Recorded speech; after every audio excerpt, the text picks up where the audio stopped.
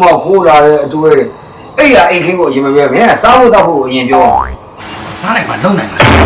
ဘာလို့ဒီမှာသမီးမင်းကိုချစ်ပါတယ်ဆိုတာနဲ့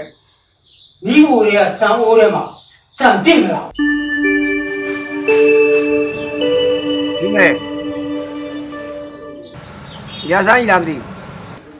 မိဖမင်းလာဘူးတကြမ်းမကြောက်သေးမဲ့နဲ့အိုးမဲတော့ပါတော့သူကတခါမှထမ်းညမစားပါဘူး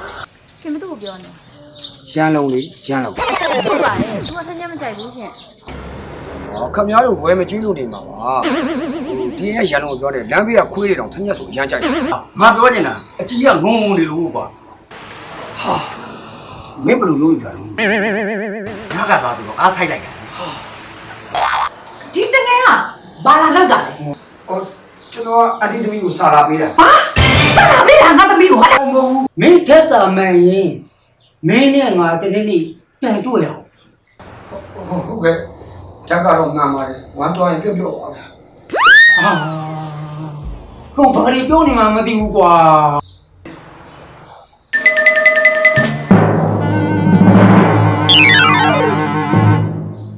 သူ့ကိုသူမာတလုံးကြည့်တယ်လို့ပြောနေတာကွာ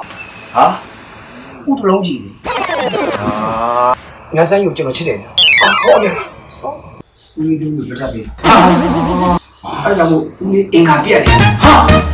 ဘာလို့လဲကွာရေးကြီးတဲ့ဖုန်းနာမမို့လို့ငါစောက်တယ်ဟာရောလမ်းကွာမင်းနဲ့ငါနဲ့ရဘာတော့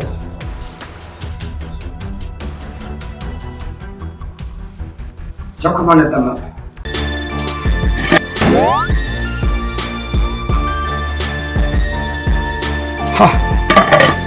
ဒီဘာတွေတွေးငါဘေးရင်စောက်တော့ဝယ်ပေးလိုက်တော့မင်းကဘေးရင်တွက်စားတော့ဟဲ့မင်းကမေးတယ်ဘာကိစ္စလဲကိုကောင်းလေးအလုပ်မသွားဘူးလားဟုတ်ချစ်လို့ခွင့်ယူထားတယ်ဘာလို့ချစ်လို့လဲတော့မရနဲ့ဆိုဘယ်ကနိုကလာလဲတမိဆန္ဒတမိဆန္ဒကတော့ဖေဖေတို့သဘောတိုင်းပါပဲ